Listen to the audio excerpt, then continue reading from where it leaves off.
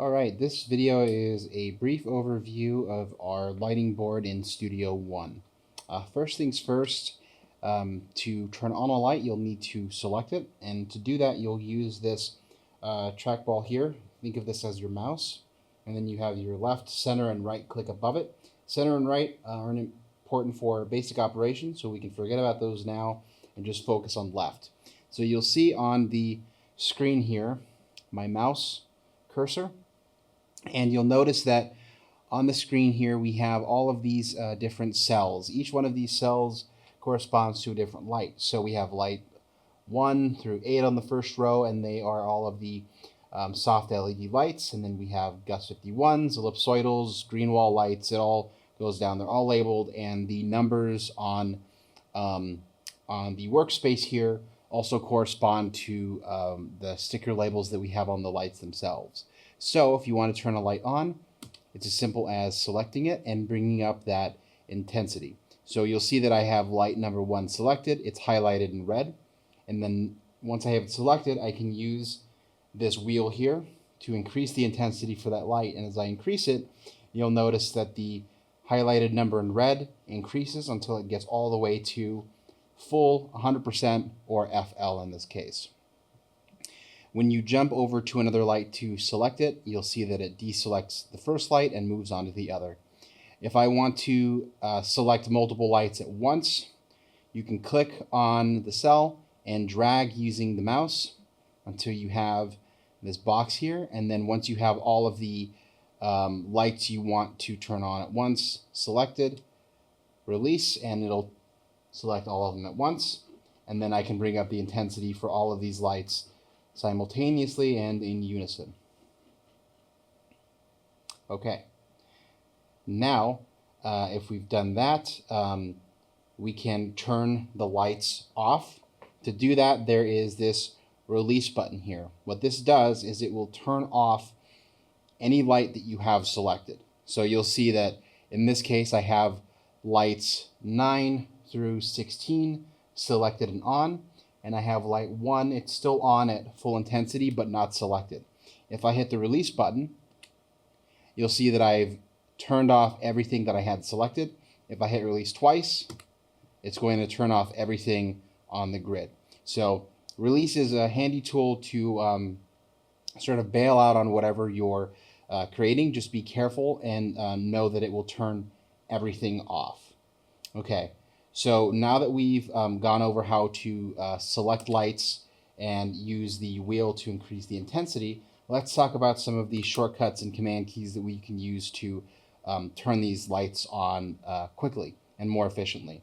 So you'll see that down here in the command square here we have all of these numbers, and what I can do is type in the numbers of the lights I want turned on, and I can determine the intensity of those lights and bring them up without having to use the mouse at all.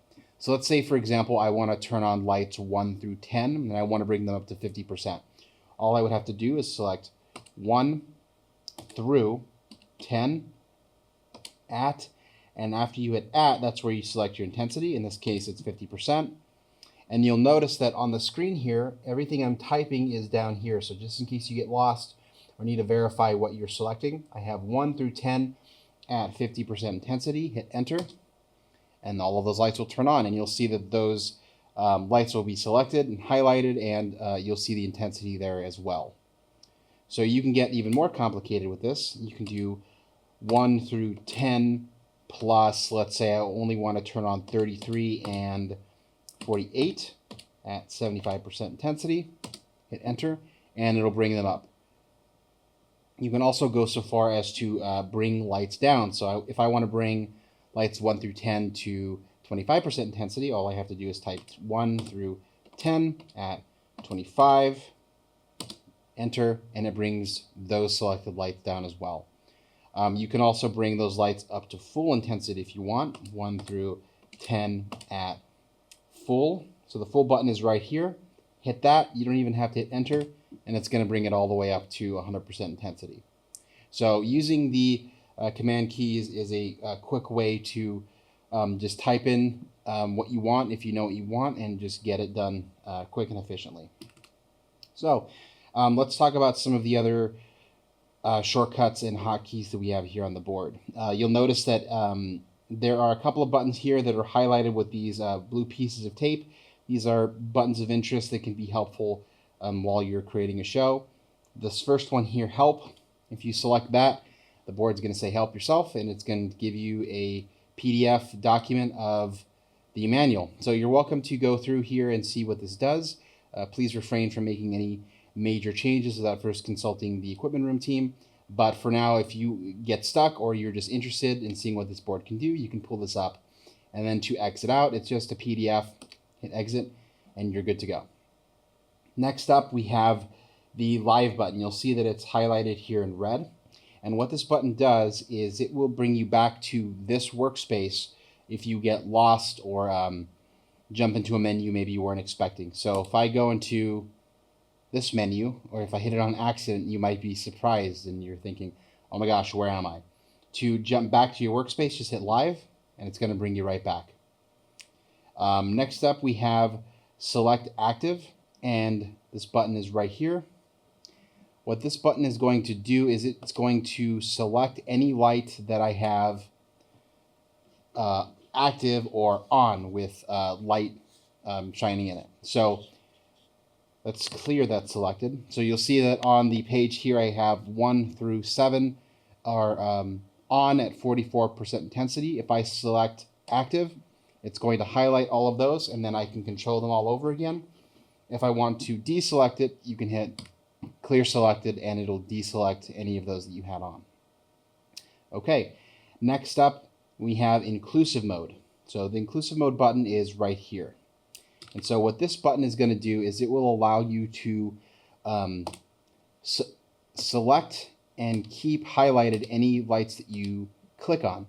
So you'll see that with inclusive mode on, I'm able to turn on every other one of these lights, and now they're all connected together.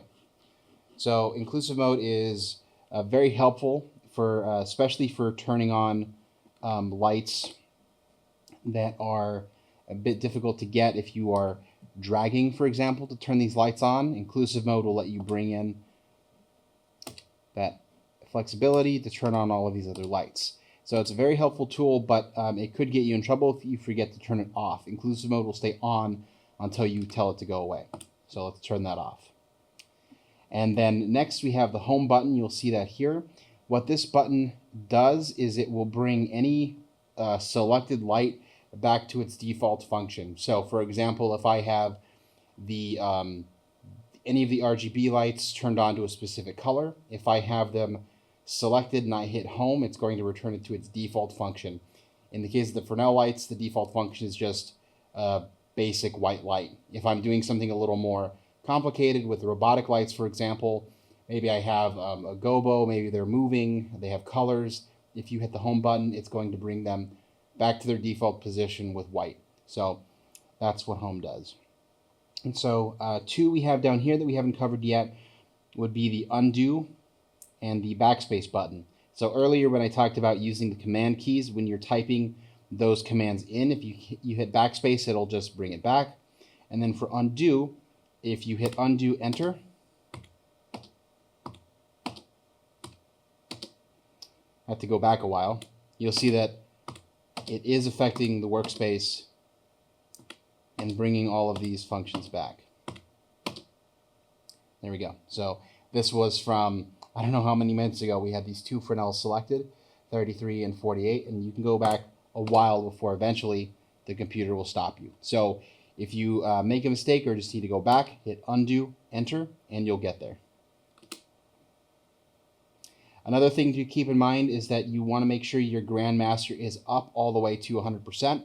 If you have this down and you're trying to turn lights on, nothing's going to happen. And you'll know, two ways you'll know that the Grandmaster is down. One, you'll notice that all of these lights are highlighted with this yellow 0, and then of course you'll notice that the Grandmaster is all the way down. So this could be useful if you set up a light show and you're waiting for your talent to arrive. You want to keep the lights down. Right now, just as an example, I'm bringing up these first, or 9 through 16. If I do the Grandmaster, you'll see that that intensity comes all the way down until it's 0. And if you could see the room, you would notice that the lights turn off as well. Another button that you should always have set to a certain way is this fader here for master fade time. You want to make sure that is all the way down. If you are creating any cues with delayed effects, or maybe like the lights coming in like at 10 seconds or 5 seconds, whatever you have set up, if this master fade is up at any point, it's going to make things complicated for you. So make sure you have that down at all times. Okay, and that about wraps it up. The board can look complicated at first, but once you break it down piece by piece, it's pretty simple to use. You can either use the mouse to click, highlight, and then use the wheel to bring up the intensity, or as you get more comfortable with the board, you can start using the command keys to type in whatever you want and make things easy for you. If you have any questions about the board or the lights, feel free to ask the team in the equipment room and we can help you out.